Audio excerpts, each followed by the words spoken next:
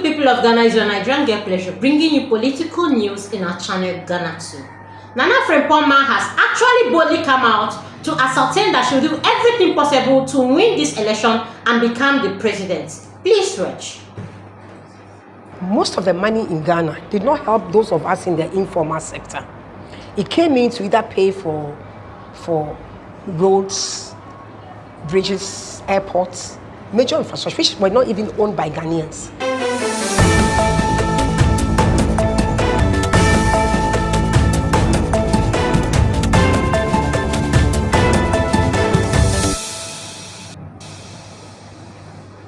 My guest today on Election Desk here on Ghana World TV is the flag bearer of the CPP in person of Nana Frimpomaa Sarpong Kuma. Your name is long. Indeed, Nana Sarpong Kuma. Yeah. No, you even left one. Nana Frimpomaa Sarpong Kuma. It's the longest name in the yes. Yes, the longest name in the election so far. Wow. And you were the Janto Hema. Yes, so that's why I have such a long name. Okay. I'll say the maiden name was the Sarpong. That's the name I was born with. Okay. I was born on a Sunday. Then Sarpong is my father's name. Okay. But by our Ghana African tradition, almost every Sarpong is also a Kuma. Okay. But it's not every Sarpong that carries it, because the name Kuma is a heavy name. Kuma, yes. So basically, for us young people, growing up as a child, people teased me with the name, so I didn't carry that name that much. They would call me all kinds of names once they remember Kuma. And my daddy was very popular then, so the teacher would say, hey, Kuma. You know, so it's like. But yeah. I then became a queen mother, and then the stool name is the Nana Frimpomaa, because my Frimpomaa is my grandmother's name, who was a queen mother then. So I took the Frimpomaa the second. So the name, the Jantua name is Nana Frimpomaa the second. So now that I'm doing the political portion, and I did a lot with the Nana Frimpomaa.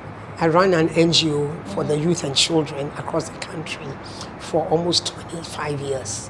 So I couldn't just drop it, because people have known me as that, and for being a Doma, the traditional area, for the entire Doma traditional area, I couldn't just let the name go. So I carried the name. So it's Nana Frimpomaa Sarpong Kuma. So I've combined it with my father's name as well.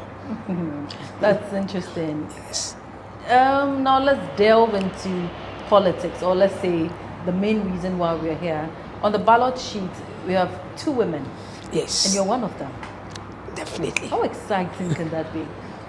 It's great. So for me, it just gives, especially the youth and the people of this nation, I've always wished that there's an option. Because we all have a lot of reasons why we should not vote for one or the other. Even if you look at the pattern of the voting in Ghana, look at what happened in 2016.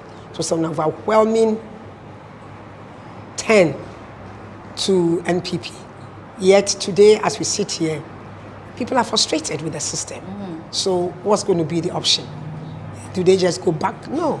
So we need to give them an option. And I'm so glad that the CPP option happens to come in me. And the CPP option is the Osagyefos option. The Osagyefos. Just as you've seen and heard from her, the CPP flag bearer is so confident, in as much as she's very eloquent, organized, and actually focused on what she's doing. She's so confident that she's coming out to rule Ghana, making sure that everything will go one by one.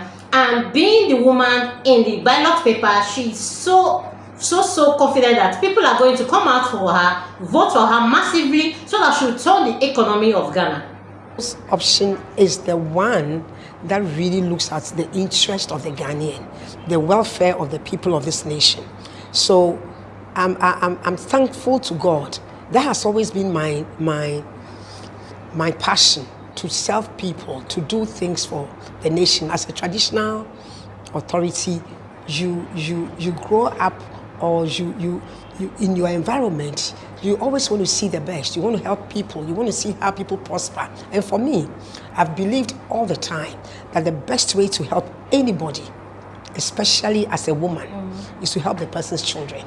Okay. If you let the children succeed, you help the mother. Because the mother's desire is to see that her children succeed. Every mother, from conception, you just take care of this child right from birth. I mean, even in the ovaries, everywhere in the uterus, you just take care of the child till the time that the child is born properly. If you have to avoid alcohol, I used to love beer, but the moment I conceive, no beer. Yeah. I won't take it. Nothing. I always take only the things that I know is going to let the child, the baby, the fetus grow and become healthy. So that is what it is. And it's like that. So whenever you go to your own grave. So as a mother, that is what I bring to the table. What is it that would make Ghana be the best for every child, not just mind-blessed children? Looking at every child. Ghana's political space, do you think women are given enough opportunity? I would say absolutely no. Even the numbers clearly shows that. How many women are into politics, how many are in the decision making, and yet we know that it's not just people who implement, but the people who make decisions at the helm of decision making. They are the ones that are supposed to consider everybody, because they're policy makers. So women are into doing in leadership today, but in terms of decision making, Manana is actually trying to break the record, bring women into politics, because as it is now, in Ghana politics, so many women are not into it. Women are not really impacting much in politics and not really bringing out themselves very well. She and others are actually leading by example, making sure the mother roles are fulfilled, and eventually a woman will become a president of Ghana and actually lead as they manage the home. You don't really get to see the women. not yet. And yet, the decisions that are made affect over 50% of the populace who are women. And then you take a chunk part of the populace who are young people who are then under the care of women. So it is so important that we consider women in everything. However, what I have come to realize is that if the women want to wait and be handed over power or leadership, it won't happen. So unless women rise to the occasion? You must present yourself. You fall in the process. It's not going to be easy. It's very difficult. In fact, it's so annoying sometimes as a woman, because you can see clear. I don't want to always feel like people are being discriminatory, okay? Because then if you don't take care, you even see the other positive side and the good side of being a woman. But it's very, very, very obvious when you are in leadership position. The kind of things that they throw at you, the kind of decisions that would be taken for granted other places, you need to work extra for it. And even when you do, you are called names. So it's not easy. And I'm glad that I've gotten this opportunity. I let it to be so that it becomes like some sort of hope for other people that don't wait for it. Especially if you know the story, how far I've come. I've come through a lot of struggle to get here. Major struggles. Within simple things, you understand? So, yes. Looking at the question I asked you, I want to find out, should you become the president? I will be the president. Are we supposed to see a lot of women in your government? First of all, women will present themselves. That's what I'm trying to tell. There are a lot of women who are qualified, you understand? But they're hiding. And for obvious reasons, especially like I'm saying in politics in Ghana, there's so much debt thrown at you. There's so much that comes at you when you are trying to rise up. And so for that reason, there are lots of qualified, good women who are just not ready for that game. Even when they are ready, their husbands, their children will tell them to hold on. I strongly believe that even as we've started, there are a lot of women who have come out in the open trying to support. And they tell you clearly, because they know that a woman's touch is needed today in this country. So yes, I would make a conscious effort to ensure if the two people are qualified, I'd consider the woman. And I would consider the woman because I want more women to come into decision-making positions in this country. It is important. Not because they have to take over the men, but to supplement and work together. Even if it's equal. If it means that in Parliament would have not this 13 to 15% that we have, would have equal numbers. The deficit is too much. Yeah. It's too much. So I would definitely push and consider women absolutely. Sure. If I had a choice, I would even have picked a woman as my running mate. But I didn't have a woman readily available that could come and people. But I really didn't mind. If two men can do it, two men can do it. There's nothing wrong with that. Sure.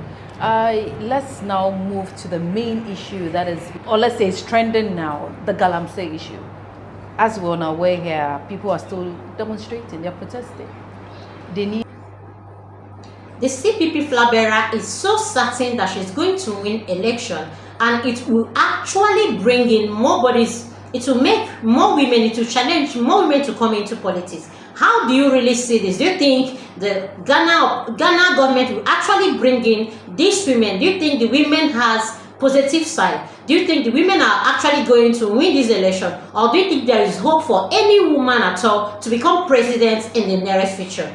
Please do well to like, comment, follow. Put on your notification bell so you get all our news one by one. Thanks, my people.